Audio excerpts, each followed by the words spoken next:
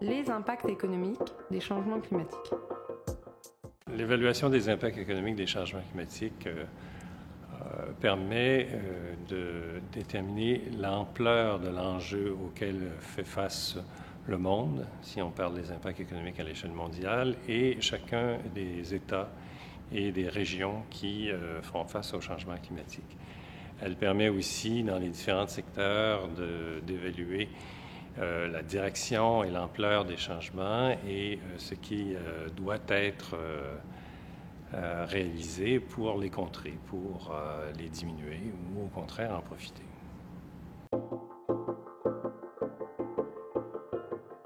Des impacts des changements climatiques est relativement facile lorsqu'il s'agit d'évaluer les impacts sur des biens marchands. Par exemple, sur la production agricole, la production forestière, l'activité touristique. On peut généralement établir une relation directe entre l'augmentation des températures ou des précipitations et la productivité de telle ou telle production agricole, la production forestière ou encore la fréquentation des centres de ski, des clubs de golf.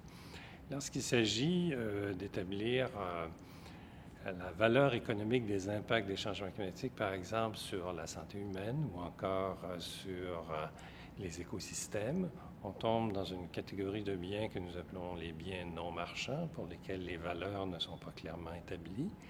Et là, il y a toute une panoplie de méthodologies qui sont disponibles, qui vont des valeurs hédonistes au transfert de valeurs, et puis c'est trop compliqué de tout expliquer ça ici, mais qui permettent de donner une valeur à ces écosystèmes et à la santé humaine et à la vie humaine dans certains cas, si on parle de canicules, par exemple, d'impact des canicules.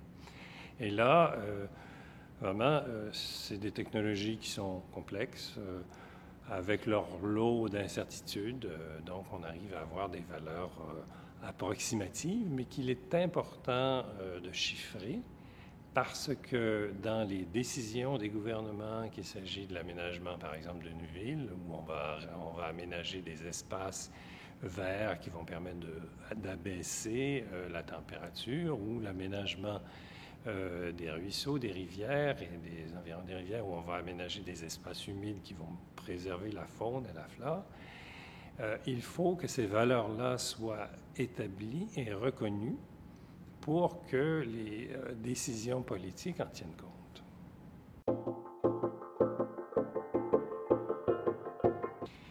Il est bien sûr qu'on peut, par l'adaptation, réduire de beaucoup les impacts des changements climatiques. Surtout si on parle des impacts de changements climatiques modérés, une élévation de 2 ou 3 degrés centigrades à l'échelle de la planète. Il y a des technologies qui permettent d'en réduire les impacts considérablement à faible coût. Il y a beaucoup de mesures d'adaptation qui sont vraiment très rentables, qui sont des mesures faciles à mettre en œuvre. Il y a des mesures d'adaptation qui sont plus coûteuses. Et là, le calcul de la rentabilité doit être effectué au cas par cas. Alors, moi, je vous dirais de façon tautologique, l'adaptation au changement climatique est nécessairement rentable parce que si elle n'est pas rentable, on ne procédera pas à la mise en œuvre de la mesure d'adaptation. Il y a une première évaluation à l'échelle du Canada qui a été publiée en 2012 par la Table ronde nationale sur l'environnement et l'économie et qui chiffre à quelque chose entre 20 et 40 milliards de dollars par année le coût des changements climatiques à l'échelle du Canada. Cette vidéo a été réalisée dans le cadre du 5e symposium scientifique d'Ouranos. Pour en savoir plus sur les impacts des changements climatiques sur la santé, consultez le site internet Mon climat ma santé.